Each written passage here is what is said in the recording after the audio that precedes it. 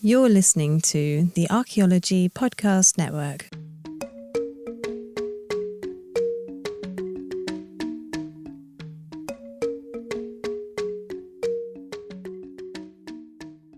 Welcome to episode 31 of A Life in Ruins podcast, where we investigate the careers of those living a life in ruins. I'm your host, Carlton Gover, and tonight I am joined just by my co-host, Connor Johnen. David Ian Howe is, I think, shooting a commercial for Maybelline right now, and he was unable to join us. So tonight, we had a very special guest, a close friend of mine. We were interviewing PhD candidate Mackenzie Cory, who's in the anthropology department at the University of Indiana Bloomington, the third one we've had from that department. Third time's a charm. So, Mr. Cory, how are you doing tonight? I'm doing pretty well. How about yourself? I think we're doing great. Connor, how about yourself? Oh, you know. No, I'm doing fine on this. What is it? The second day of September. It's doing fantastic. So, Mac, I know you through proximity through like Damien and Cassidy and all these like University of Wyoming folks. In general, how did you kind of get into science and archaeology when you're growing up? You've probably heard this a dozen times before, but I was really into paleontology as a kid. When I was 7, I could name off half of the dinosaurs out there. Don't remember any of it now. As a kid, I liked playing in the dirt. I had Tonka trucks and would just dig into the side of the hill out behind the house. But then in high school, I kind of went through several different phases. Like, maybe I want to be an aerospace engineer. Oh, well, maybe I want to be a doctor. And then I realized that I really want a chance to work outside. So I thought about kind of what can I do where it's scientific, I get to work outside, I get to kind of capitalize on what I'm good at. And at the time, I was getting really into history, so I just thought, let's combine it all, look at archaeology, and I turned out to love it. And you're a Wyoming boy, aren't you? No, I went to University of Wyoming, but I've lived all across the U.S. My dad's in the steel industry. I've spent most of my childhood in Pennsylvania, went to high school in Kansas, and then moved out to Wyoming for undergrad. But at the end of the day, Wyoming's where I feel most at home. Understood, man. Yeah, I've always associated with you with Wyoming, and I can't remember why, because I know we've had this conversation about your upbringing several times over the dinner table or the bar. And as you mentioned, we have heard it several times. Hashtag dinosaurs are a gateway drug to science. Yes. Thank you, Talia, for DMNS for that amazing soon-to-be T-shirt and stamp that we got coming on. Also, this podcast is sponsored by Tonka Trucks.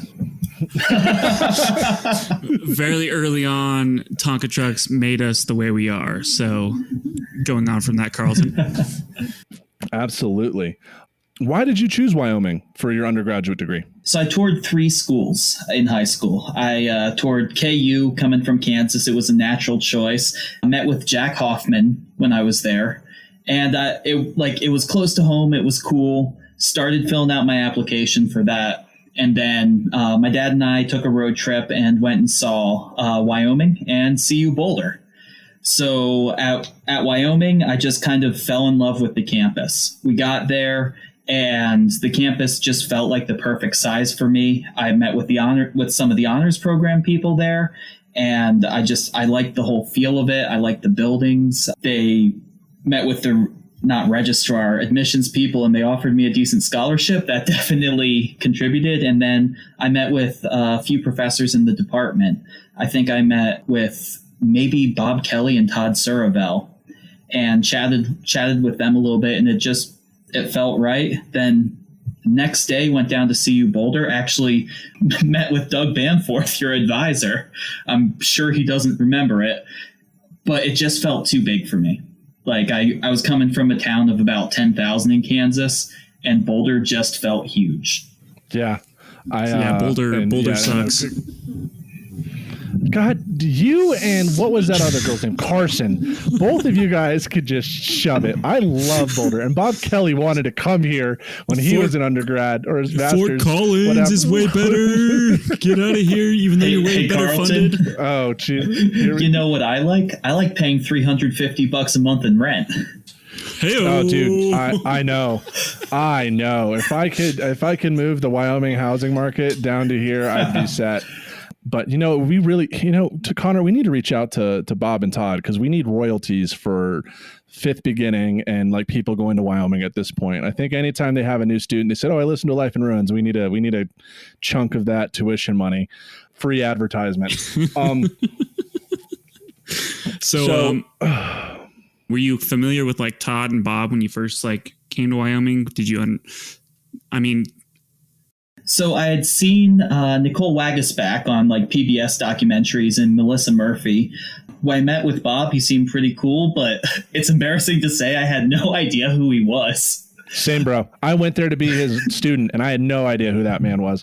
But yeah, it was a really good fit for me, and I actually stopped. I never bothered starting an application to Boulder, and I stopped filling out my application to KU. I only applied to Wyoming for undergrad.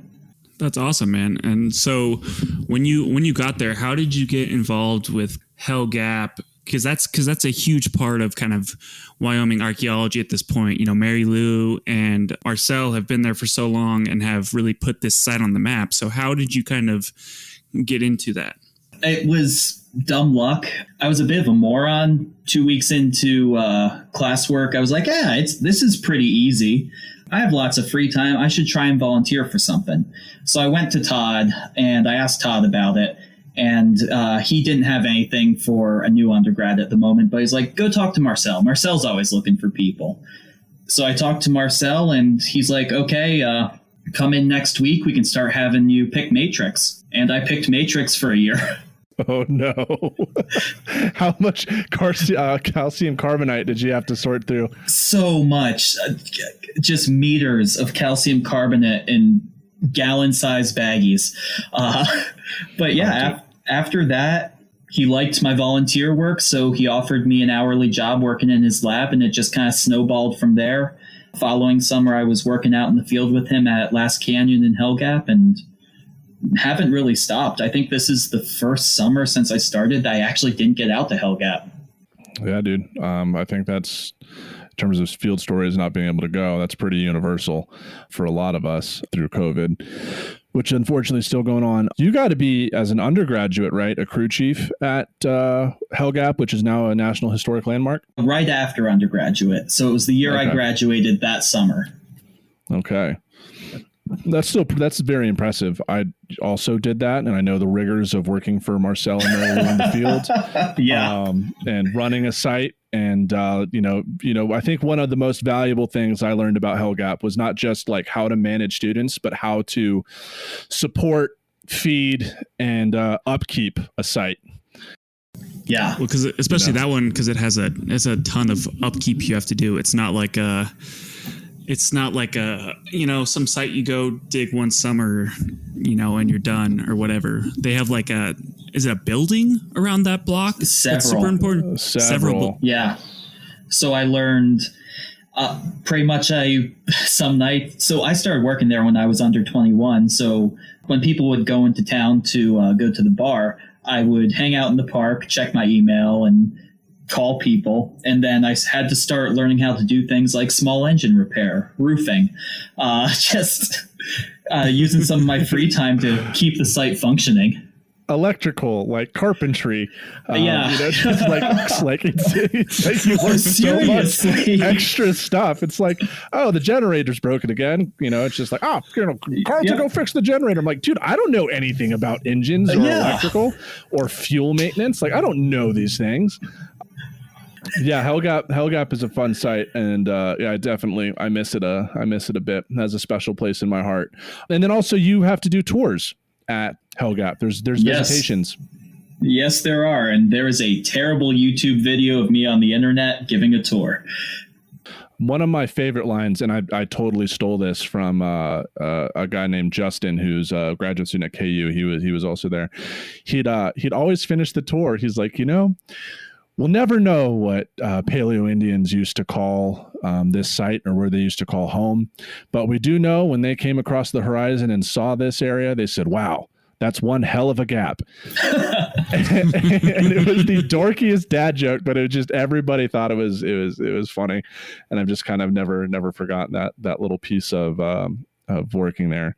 That's what Hell Gap always does: 10x4s, 10 days in the field, 4 days off, and by day 7, tensions are rising. No way.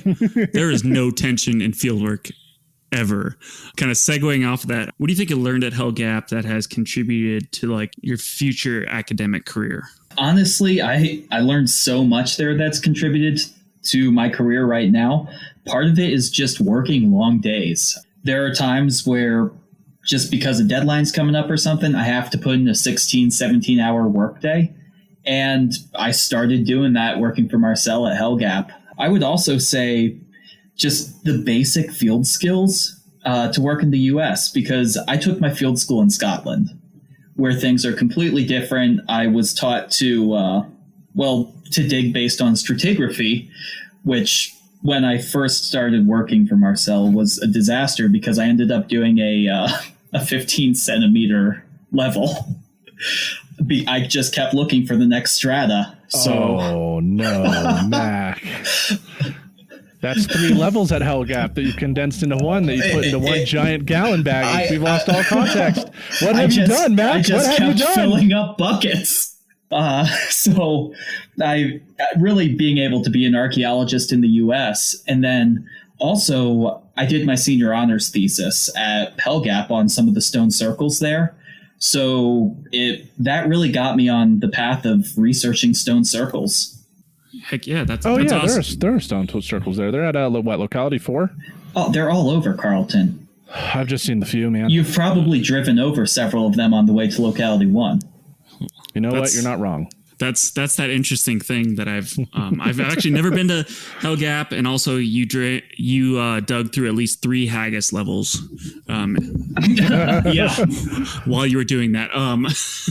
But yeah, so like there's this like huge Paleo and Indian focus, but there's so much more to be dealt with there. But but that's what makes the money. That's what keeps that place famous, is that Paleo Indian kind of formation there. But yeah, there's everything from Paleo Indian to historic components, and I applied for a grant through Wyoming, ended up getting it, and it was able to piggyback off of Marcel's field season, but doing some of my own research back behind locality 3. When you're no longer working at locality 1 and you're out on your own on the open prairie looking for stone circles, was the first thing that came to your mind this?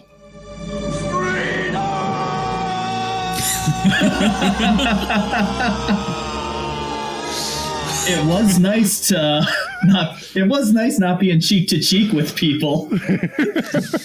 There was talking about Scotland and like the haggis. I was like, I need to download this right now and throw it on the soundboard. But there was much less like people didn't get like drawn and quartered very often at Hell Gap, did they?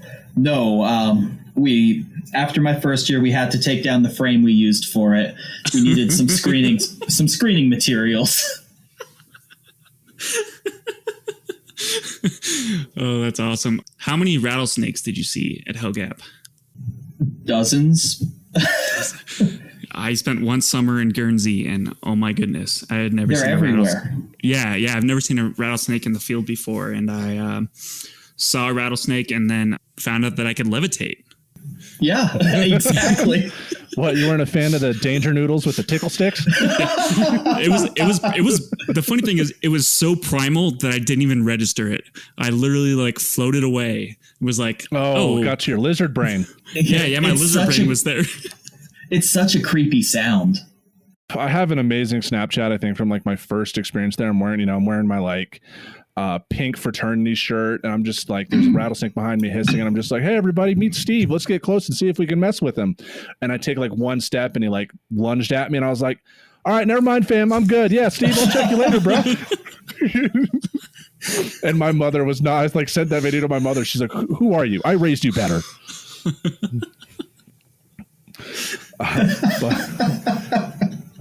Yeah, dude. As Connor and both of you can attest, like, my master's degree was a transformative period away from some of those my undergraduate behaviors towards a more professional version of what you can say is me now.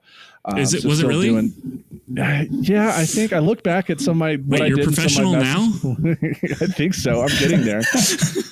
Doug says I've matured. And then I'm trying to recall.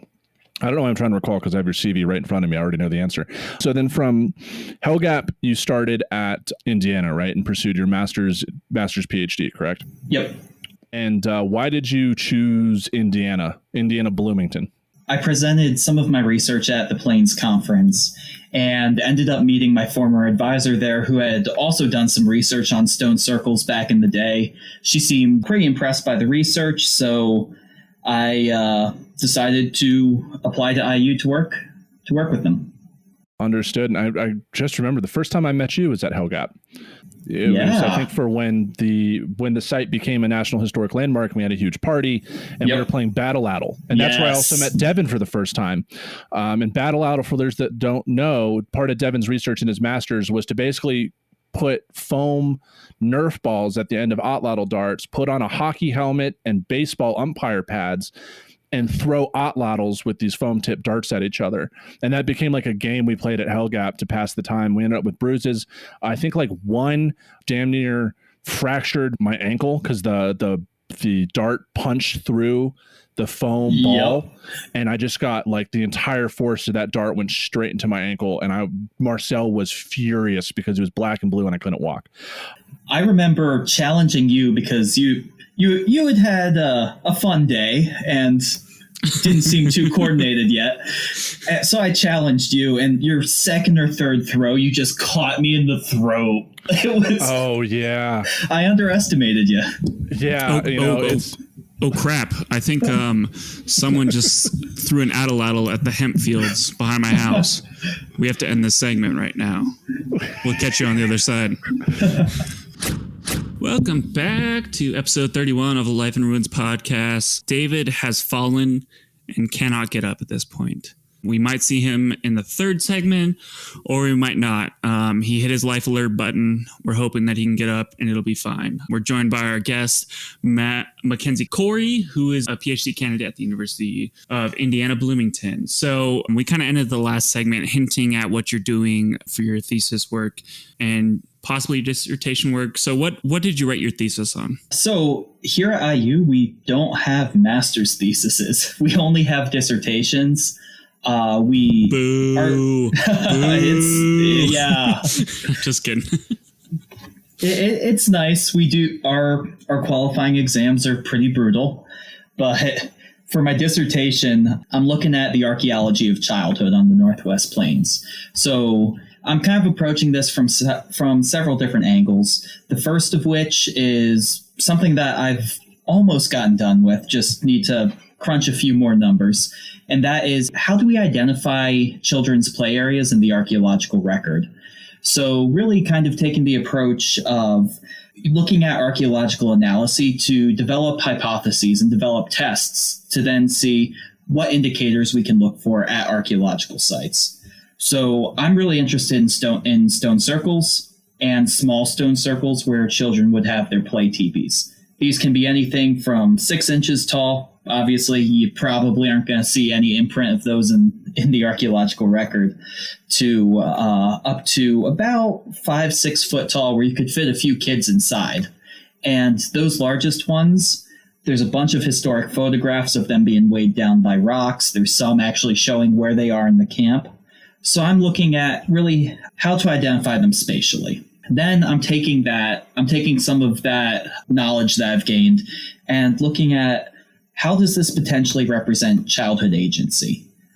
I'm specifically looking at Indigenous children here, and I'm going to be looking at the boarding school system. So pretty much, how are children continuing to engage in traditional play in the boarding schools? So a couple things, and I know I can see some of our friends at Wyoming, like Todd, Chase, Maddie, Mackey, thinking, how do we find childhood in the archaeological record? Because childhood is a abstract concept, right? In terms of you can't find childhood as an artifact, right? And so you're talking about finding things that we would associate with toys or objects for children and reconstructing their placement at some of these sites. So how, this is just me asking you a question, like how do we know maybe like a play teepee 6 inches tall isn't, maybe there was a Plains architect who liked to make little model teepees to show people what he was selling?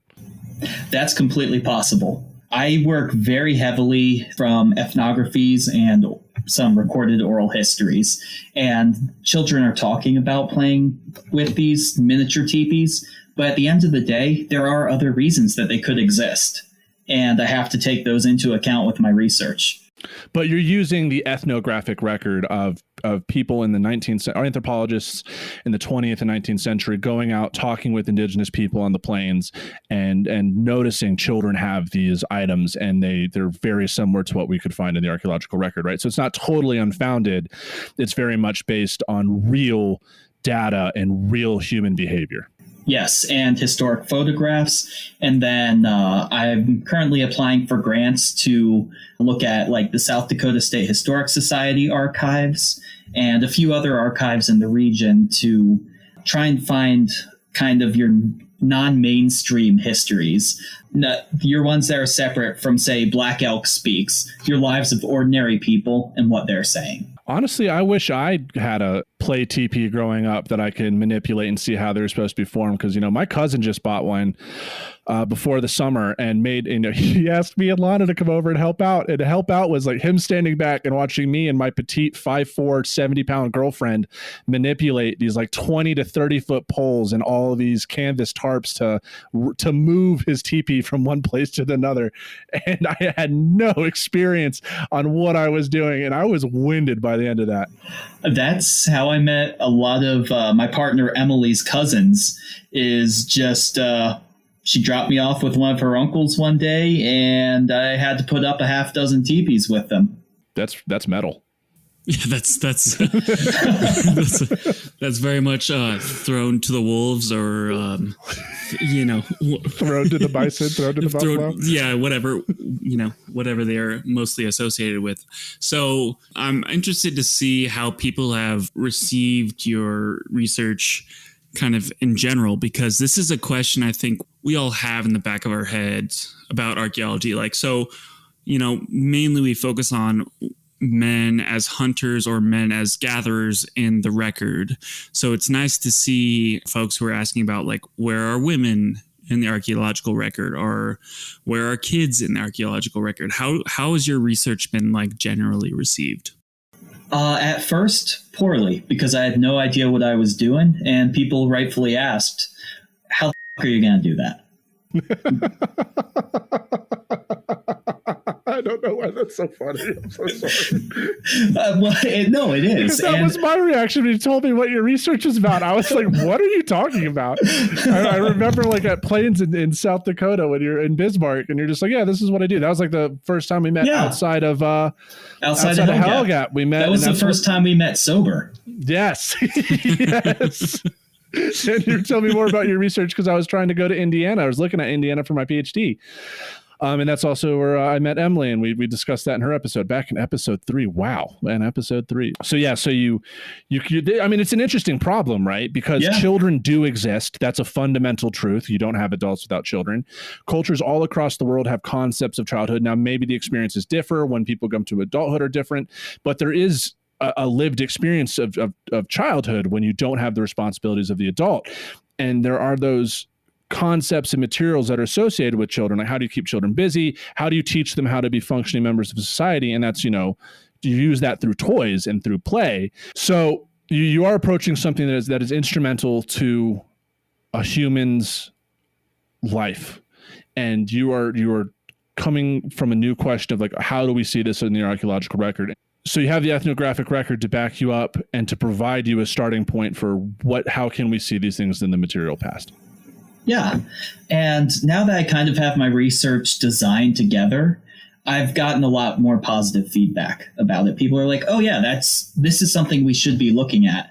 And something that I think you brought up that is really important to understanding childhood is that you kind of talked about this idea of enculturation, teaching children how to be functional members of society. I think that's really neat, But that's not necessarily the focus of my research. Instead of looking at child rearing, which is that process of enculturation, taking care of them, making sure they're fed, I'm curious about childhood itself. How do children view it?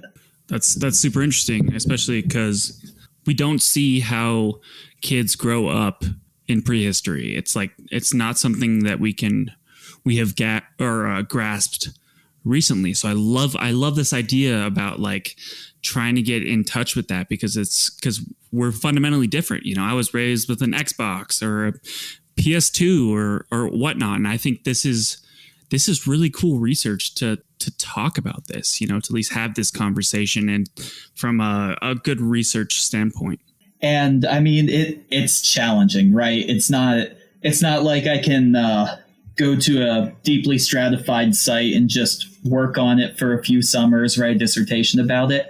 I'm having to go to 6 or 7 different places in the nation to look at archives. And I mean, right now, just for kind of that spatial testing that I was talking about, my database is over 2,400 sites that I've had to hand measure a lot of maps on.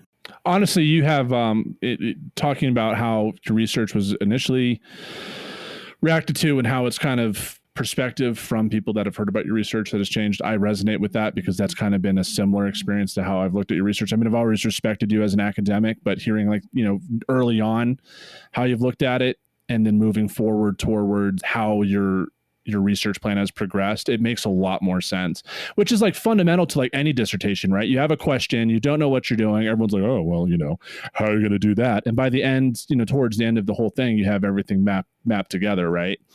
Has anyone else in the literature kind of attempted to analyze these same experiences that you're looking at? Yes. So there's another researcher named Michelle Langley who, right before I took my qualifying exams, put out an article about kind of interpreting things as ritual versus interpreting things as childhood, and brought in case studies from around the world, including play teepees. Well, last year I ended up kind of sending her an email thanking her for writing the paper, and got invited to present at a conference in Australia with about 18, 19 other scholars who are all looking at childhood in similar ways. That's cool. I mean, I'm glad there's at least a recognition of that in the record, because it's like I said, I mean, it's at least a third or like a quarter or even a fifth of some people's lives where they live in, you know, in these underage stuff. So I'm glad that there's this consensus of folks who are at least asking the same question. So, and were you really interested in this question because of some of your work in Wyoming and kind of the Western Plains? Yeah, actually. So it's funny that Carlton brought up Maddie Mackey back at the beginning. So I got a really, really rough NSF review when I first applied for funding, because my old project was just looking at stone circles in general. It was poorly designed. It was kind of terrible, but it was a fair review, but man, it was rough. So I was back in Laramie and getting some coffee at Turtle Rock and ran into Maddie Mackey. So I started talking to her about what she was doing, and she had wrapped up her thesis research on hand sprays, and part of that was looking at children. So we started talking about this, and I started telling her about these strange like stone circles and miniature teepees that I had seen, and she kind of told me like, look into that. That's dope. Huge shout out to Maddie Mackey. I was just emailing her the other day. I think both Connor and David, whenever David gets back, if he ever gets back up from his life alert. Oh, Tom, shut up. You're not supposed to be introduced yet. So Maddie Mackey, huge support. I imagine both Connor and David could both attest to it. Like Maddie was kind of like, when I entered the program, Maddie was like a mom for grad students, elder grad student, one of the elder grad students who helped a lot of us younger grad students figure out what they were doing and knew a lot of connects. And it was honestly because of Maddie Mackey. When I worked at Alm Rock Shelter and I was looking for more employment, she was the one that told me to work at Hellgap. So, huge shout out to Maddie, and also congratulations on the recent SAA publication on Laprelle that came out as a report. So I was really excited to see that. Shut up. Right. You're not supposed to be here yet. We haven't introduced you. Maddie Mackey, great. I'm so happy that she's going to help you. It's like, we have a small field, and the people that they all help each other out, and everyone you can have support. This podcast is a testament to it in terms of who you can rely on to create great content. Yeah. So I want to jump off of that and say that David has hit his life alert button, and he is currently standing upwards. I've fallen and I can't get up. He has a question for Mac. Maybe not. What's do up? it. Yeah, sorry. Just do it. I literally have no idea what we've been. Okay, I do have a question. If that was serious, in archaeology or in the past, if we were to dig up a site, what are the markers that would show that a child was there, like structures or tool or something like that, or? There's several. The ones that I look at are play areas. But there have also been some arguments made for amateurly made and very small projectile points that could possibly be affiliated with, one, children making them, and two, with children's bows. You also have some of the more obvious ones, like if you are lucky enough to go into a dry cave and find something organic like a doll, that's a pretty good indicator. I tend to stay away from research that involves human remains at all. Not my jam, but there is a considerable body of research looking at kind of what children are buried with. Solid. Interesting. I mean, especially in North America, it's hard to breach those questions with respect for the indigenous nations that are behind them. That's cool.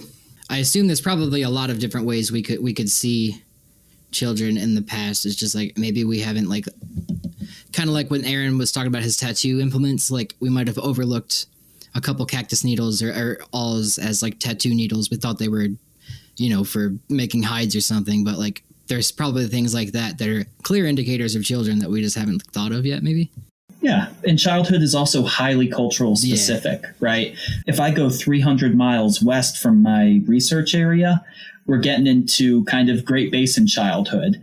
And some of your Great Basin groups kind of interpret childhood differently and will have different archaeological indicators of childhood. Yeah, pin the tail on the bison. I would walk 500 miles and I would walk 500 more just to see the kind of person. I was going to go with the childhood verse with it, but go ahead. Just anyway, we're clearly not. However, we have reached the step in our just see. All right. We have reached the step, the mile marker in this segment, and we will be back with segment 3 with our conversation. 1,000 miles to see your face. Welcome back to episode 31 of Life in Ruins podcast. I am here with my co-hosts, not coasts, co-host David and Connor Johnnon. David has managed to finish up his new product line with Maybelline and answered his life alert, so he will be joining us for this third segment, as you have probably guessed. So, Mac, before we begin on our heavy topic of the evening, we've had Emily Van Alst from episode 3. She's been on before, and she is your partner. And I wanted to kind of ask you, because, you have a very unique perspective in the field of anthropology, that you are dating an indigenous anthropologist, partnered with an indigenous anthropologist. And I just want to know, how has that experience of being with an indigenous person while also studying an indigenous archaeological record, how has that contributed to your methodological and theoretical perspectives? Did you notice there was a change in how you approach things, and what has that been experience for you fundamentally? So the biggest change was, for me, theoretically, where indigenous archaeology was no longer a lofty goal. It became the normal expectation. Archaeology here in the United States should be for indigenous people. If you are working with Native history, you need to make sure what you're doing is for indigenous people.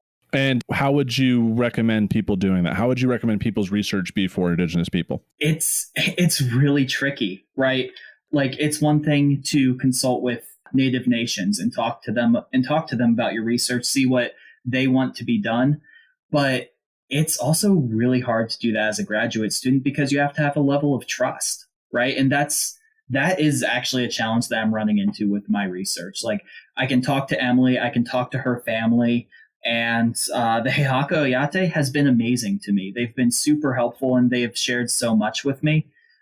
But at the same time, they're one family within a much broader region that I work in. So you're trying to deal with this kind of larger mistrust of anthropologists and archaeologists, and trying to overcome that, which is super difficult. I mean, we don't have a great history with them.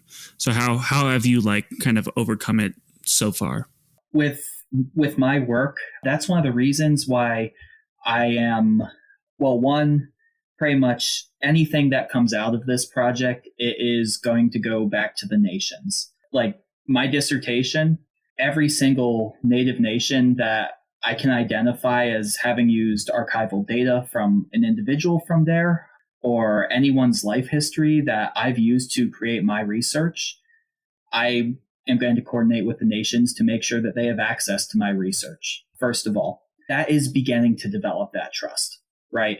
But as I go into my career, it becomes more and more important to really engage with these nations and try and do a good job, right? I mean, it's really hard because I am the whitest of white dudes. Emily makes sure that I stay in line and make sure that I'm doing the right thing. Dude, Emily keeps me in line too, so you're not alone with that. Yeah.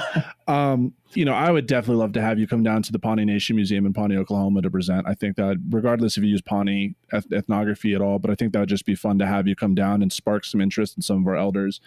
I'm pretty close friends with Emily and Mac at this point, and I've stayed at their house, and you had to learn Lakota as a language requirement, didn't you? Yep. And their whole house is they're those little what are they called, label makers? Their entire house is covered in Lakota vocabulary words on objects. Yep. We spent an afternoon going through and putting vocabulary up because it's important to her and it's important to me. And if we ever have children, they're going to be Lakota children, and I want to make sure that they have access to their family's language. Dude, that was really impressive. When I walked in and I saw all that stuff, not only did my eyes started bleeding as a Pawnee, but I thought it was amazing and a great effort to do that. Well, and it's especially important because there's obviously a lot of indigenous languages that are dying. So it's awesome to see it as simple as a little label here and there that sparks and keeps alive this kind of language, and that's absolutely fantastic. I'm glad you guys are still doing that. The only thing Emily and I don't disagree on is the orthography. She likes to put hooks underneath her vowels for nasalization. I like to put an end hook after my vowels for nasalization. It's the one thing we disagree on. Nerds. For the uneducated, the educated audience, the uneducated me, can you define orthology? Orthography. It's the way you write language. Right. Okay. Yep. God, I'm just trying to help out the average Joe listening to our podcast. Is it orthology about birds? Yeah, orthology is birds, 100%. Letter and number dyslexia. I don't know what I'm doing. Once again, the reason why I brought it up was to commend you and kind of really establish that Emily, of course, being a Lakota person, highly recommend you guys listen to episode 3 again, back in our catalog.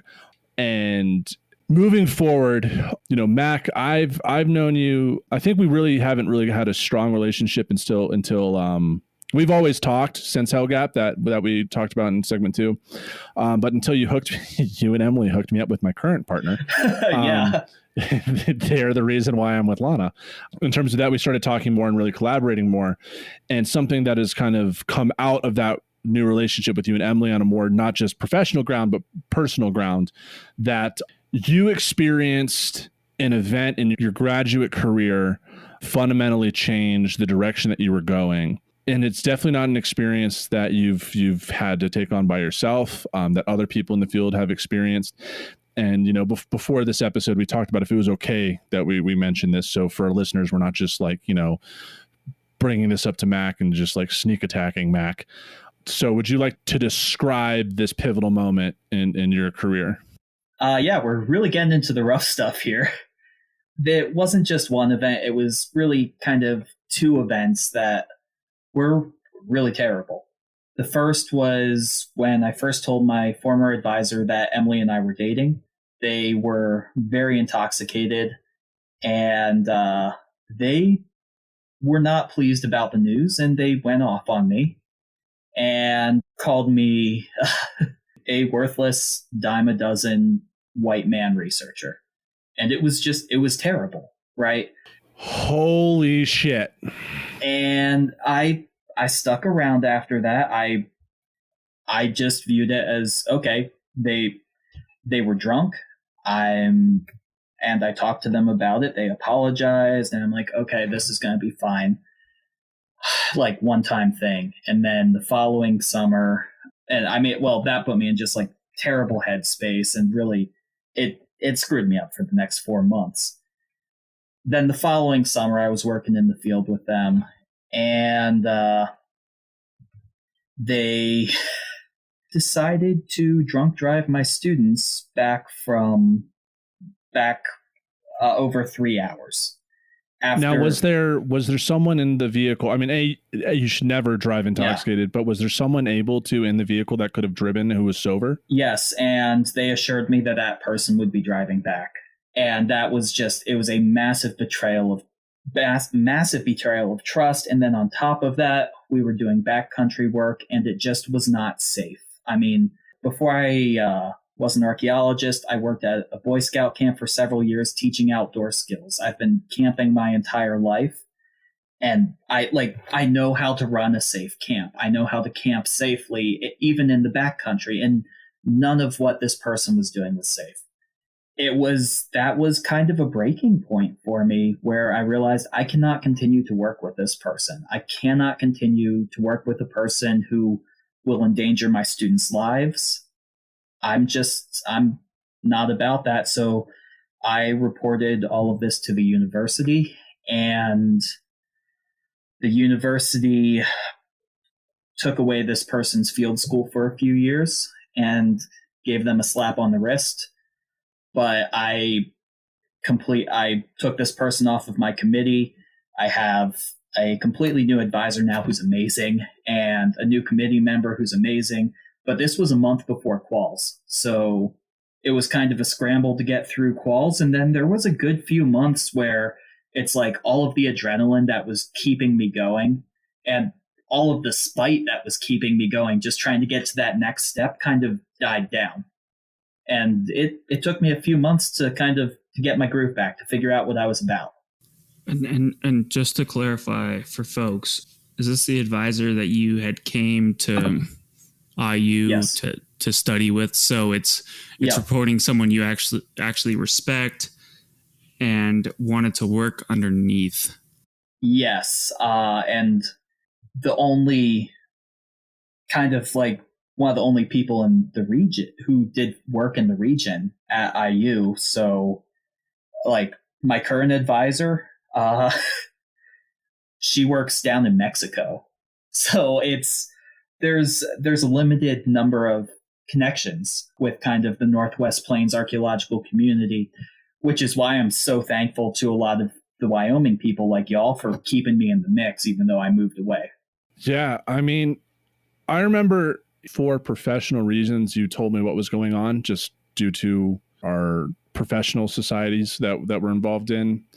And I remember you telling me this information. And, I talked to my advisor. I didn't address names. And I was like, I couldn't imagine in like 1,000 years, like being in a position that you were. And actually, I doubted myself if I had the ability to do what you did and report it. And that's because for our listeners, like, when you go to grad school, you're looking for an Obi-Wan Kenobi. You were looking for a sensei. That is the person who is supposed to guide you through your graduate career and make you a professional. And what you did took an extreme amount of courage and determination. And because of what you did, I have an insurmountable respect for you, because I personally don't know if I could do that. To do so put my career at risk. If it was one of those things where it became like this person, I said this, the other person said that, and a bunch of the faculty stuck with this other person, I could have had no committee here and kind of been dead in the water, right? I'm glad it didn't turn out that way, but it was, I mean, I think Emily and I had a 4 or 5 hour conversation where it was just like, how do we address this? And we decided to have me make the official report, because I was closer to my qualifying exams, and it's like I could master out if I had to, and Emily would kind of not get the worst of the blowback then. Did you have to like meet with like a dean or anything and sign a bunch of stuff? Or I met with a provost. I didn't sign anything, okay. and I refused to, because it's something that needs to be talked about. And it's like I was going up against an institution, right? I was going up against something that was a lot more powerful than me. Like the imbalance of power was so great between both my former advisor and the institution, where it's just like, I didn't sign anything. I made my report. I got out of there, and I've had to answer some follow-up questions since then. And this is like a larger problem in the field and in academia in general with reporting advisors, right? And this is why where sexual assault and some of these other things get pushed under the rug, even historically in anthropology, right? Like how many out of the three of you, and this is a general question, like how many of you know who Dr. Walter Taylor is from the 1940s theory? I didn't do the readings this week. Exactly. This, and there's a long line of history of when you attack people in power, you don't go anywhere. And for those that don't know, I didn't even learn about Walter Taylor in my theory class at Wyoming. He's like this forgotten dude because he came back from World War II, didn't have a tenured position, and attacked like the 6th greatest archaeologists of the time for their theory who were doing culture theory. And they buried his ass. Yep. And you don't hear about him. Like he's forgotten. And so for our listeners who aren't in academia, your advisor is pivotal to your career. And it is a tough choice to see some of the, and like, academics are still people. They still do horrible things. And to be someone from a position of less power, like a graduate student, like Mac in his case, to step up and to do the right thing has consequences that impact you for the rest of your life, potentially, right? As you mentioned, Mac, you said it could have gone one or two ways. Either the rest of the IU, the anthropology department could have sided with your former advisor, or they could have sided with you. And fortunately, they sided with you. But, in the case that they didn't, like you said, you would have mastered out, and then where would you be, right? Yeah. And one of the biggest impacts that had on me was if I were to run a field school now, if I were to run a field program now, it would be dry. I've become very, very aware of how people can use alcohol to further that imbalance of power. And I think everyone should feel safe in archaeology. Everyone should have a fair shot to feel safe in archaeology. And I've had drinks with all of you, right? Yeah. And I'm having a glass of wine. You having a drink. Yeah. I'm having a glass of wine right now talking to you. But to me, fieldwork is a professional space. And especially with students, we need to make sure that starts out as a professional space and not having this idea that it's a party, that's a free-for-all, but that it's an inclusive, safe place. Yeah. To piggyback off that, I don't want to segue too hard, but like I've been to multiple field schools, dozens, if not like whatever in the 30s number is of different excavations and sites. But like I have seen alcoholism just like rampant in archaeology, and especially in CRM. Like it was pretty bad, especially at field schools though. Like I'm trained to be an observer, and like I've seen kids like feel pretty like pressured to drink because everyone else is like, even like, and it's like you want to fit in at the same time. And it's like, yeah, I don't know. There's a lot of it. I think in moderation, like obviously it's like, it's fun if you're like over 21, whatever, but like just as a culture, like I think there's too much of it. Maybe, I don't know. It's a hard topic. There is. It is. And I mean, I can tell you for sure, especially when I was when I was dealing with some of the stuff with the former advisor, I definitely drank too much. It was a coping mechanism, and it's one that I recognize as being a problem, and it's one that I take care to avoid now. Yeah. I never blacked out in my life, except for the night. I shouldn't ever put this on a podcast, but when I defended my thesis, like I felt like that was one night I could just like, do whatever. But that was a fun night. I wish I knew about it, but like, I remember parts of it, dude. That's the thing. Like that's not good. Like I had a great day during the day, but like that, I just woke up in my bed and like apparently my shoes were nicely took my shoes off and stuff and put me in my bed. But I was like, I was at the bar a minute ago and I've never done that before. And it was like in an archaeological setting. And I was like, damn, that's not good. No. But yeah, I want to state first, thank you, Mac, for coming on and telling your story, especially in this last segment. We super appreciate you taking your time and putting your neck out to make these situations right. So I want to applaud you for doing that. And because this is a Life in Ruins podcast, we have to ask the question. Mac, if given the chance again, would you still choose to live a life in ruins? Absolutely. Yeah, there's been ups, there's been downs, but I love what I do and I want to keep doing it the rest of my life. Great answer. Absolutely. Yeah. Thank you so much, Mac, for coming on. We just interviewed Mackenzie Cory, who's a PhD candidate at the University of Indiana, studying, how can we see childhood in the archaeological record. Mac, do you have any social media that you would like to plug? Yep, I'm just at Mackenzie Cory on Twitter. So pretty easy there. Sweet. And for our listeners, his Instagram, Twitter, and other social media is in the podcast description. I have one last question to end it on. If you could answer in like a sentence, what is the most important thing people should know about like children in prehistory and children in archaeology? Children have agency. Children can make their own decisions. And that is one of the coolest things that we are just not talking about. Awesome. I was hoping you would say that because I remember you telling me that at the bar, actually, and I was like, that's a very good point. All right. And everyone, that was episode 31 of A Life in Ruins. And with that, we are out.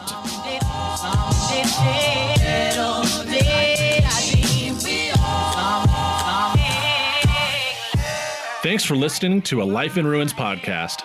You can follow us on Instagram and Facebook at A Life in Ruins Podcast, and you can also email us at alifeinruinspodcast@gmail.com. And remember, make sure to bring your archaeologists in from the cold and feed them beer. This is Connor at the end of episode 31. Usually at this point, I would tell you like an extreme dad joke, but I want to take this time to devote to, I want people to be able to express themselves in colleges, in anything like that, and please report any sort of abuse that you've been going through. We are here for you and we want to support you and we want to make this field better. So thank you for your time. Awesome.